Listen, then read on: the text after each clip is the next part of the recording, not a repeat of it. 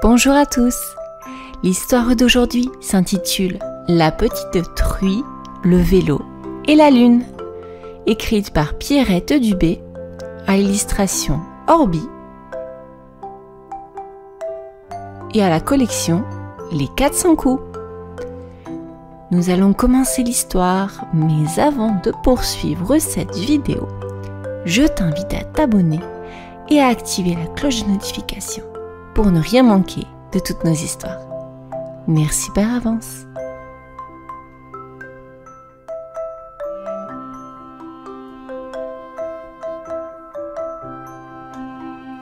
Rosie, la petite truie, avait tout pour être heureuse. Un grand carré de boue pour s'amuser, de la moulée à volonté, une porcherie délicieusement parfumée. Jouer, manger, dormir, la petite truie ne désirait rien de plus. Jusqu'au jour où apparut dans la cour un vélo rouge qui lui sembla une pure merveille. Il était conduit par un petit animal très laid sur 2 pieds qui n'avait ni groin ni queue tire-bouchonnée. Rosie passa des heures à observer les déplacements du petit animal à vélo.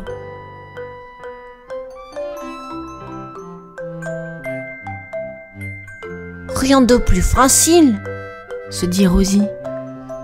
Je pourrais faire du vélo moi aussi. Une nuit, la petite truie se glissa sans bruit hors de la porcherie. La cour était déserte. Tous étaient endormis, sauf Rosie et la lune. Tu peux regarder si tu veux, Lune, dit Rosie. Le vélo, appuyé contre un mur, semblait attendre Rosie. La petite truie l'enfourcha, tenta de pédaler, mais paf! Le vélo se renversa sur le côté.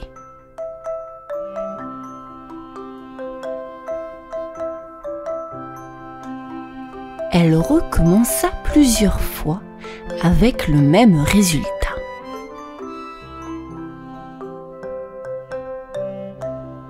C'est plus compliqué que je ne l'aurais cru, soupira Rosie, un peu déçue.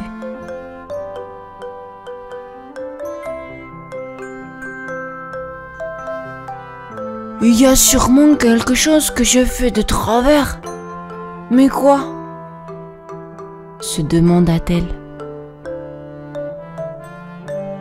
Le lendemain, elle observa de nouveau le petit animal à vélo. Pour démarrer, il se donnait un bon élan avec son pied. C'est donc ça, le truc, conclut Rosie. Je vais y arriver, et quand je saurai pédaler, j'irai au bout du monde au moins, et peut-être même encore plus loin. La nuit suivante, Rosie traîna le vélo en haut d'une butte, se disant qu'il serait ainsi plus facile d'accélérer. Elle avait vu juste. Le vélo démarra en trombe, roula sur quelques mètres, puis se mit à zigzaguer. Et boum! Il finit sa course contre le mur du poulailler. Les poules, réveillées par le vacarme, étaient mortes de rire. Quelle humiliation! Un peu ébranlée par son accident, Rosie conclut qu'il serait plus prudent de porter un casque de protection. À son arrivée le lendemain, toute la basse-cour était déjà installée, attendant le spectacle. La lune était là aussi, et Rosie eut l'impression qu'elle veillait sur elle comme une amie. « Je sais comment faire », annonça Rosie en grimpant sur le vélo. « Il faut d'abord se donner un bon élan. Mais l'important, ensuite, c'est de se maintenir en équilibre. »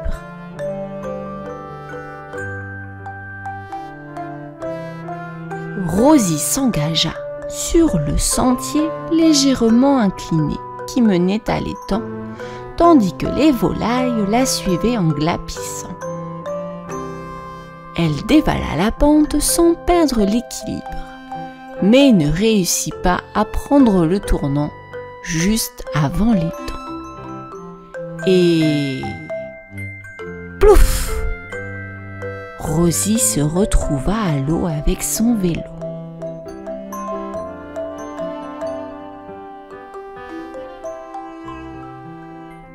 « Qu'est-ce que c'est? Un homme à la mer ?» gronda le chien en bondissant hors de sa niche. « Elle veut faire du vélo !» répondit la poule la plus bavarde. « Elle n'y arrivera jamais !» glouglouta le dindon. Le chien regarda Rosie avec sympathie.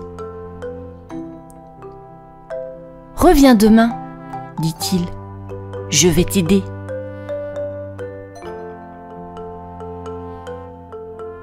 Décidément, le vélo est un sport plein de rebondissements, songea Rosie. Mais c'est si amusant. Le lendemain, elle compléta son équipement de protection en y ajoutant pour plus de prudence une bouée en caoutchouc et un tuba.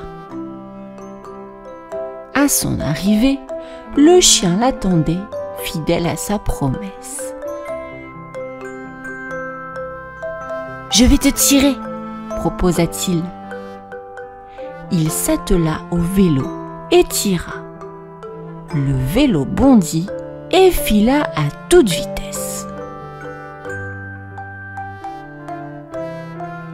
Mais soudain, un lièvre traversa la cour, fonçant droit vers le potager.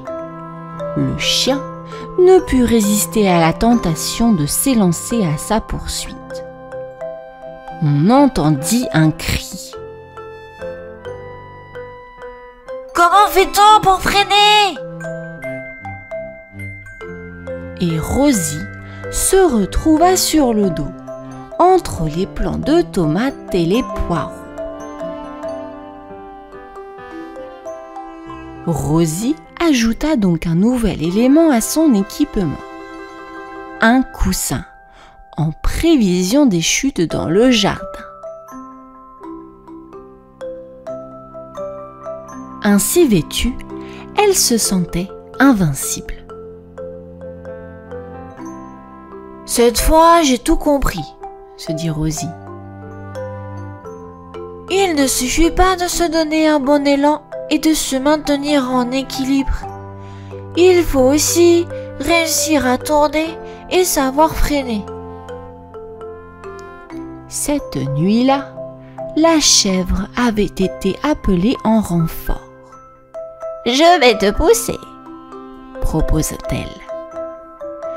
Elle planta ses cornes dans le porte-bagages et fonça droit devant, tandis que Rosie pédalait furieusement.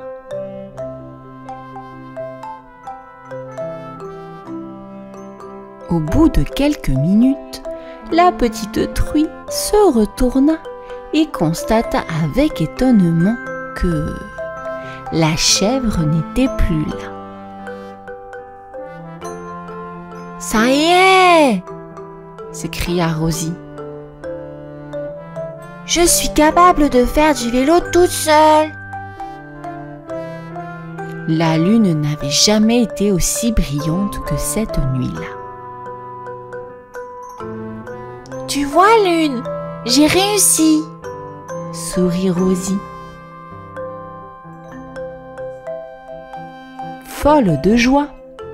La petite truie continua à pédaler de toutes ses forces. Elle freina devant la barrière d'entrée de la ferme, l'ouvrit, tourna à droite, prit la route, grimpa la colline, puis disparut dans un rayon de lune. Qu'est-elle devenue? Nul ne le sait. Certains racontent qu'elle a pédalé, sans s'arrêter jusqu'au bout du monde. On dit qu'elle travaille aujourd'hui dans un cirque où son numéro de petite truie à vélo est très acclamé. D'autres affirment que le bout du monde n'était pas encore assez loin pour Rosie et que si l'on regardait bien là-haut, lorsque le ciel est sans nuages, on aperçoit parfois une petite truie sur un vélo rouge qui pédale sur la lune. Alors les enfants, n'oubliez pas de regarder la lune. Peut-être, si vous êtes assez attentifs, vous pourrez voir Rosie faire du vélo et vous pourrez lui faire un petit coucou.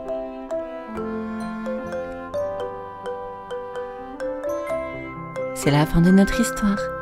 J'espère qu'elle vous aura plu. À bientôt.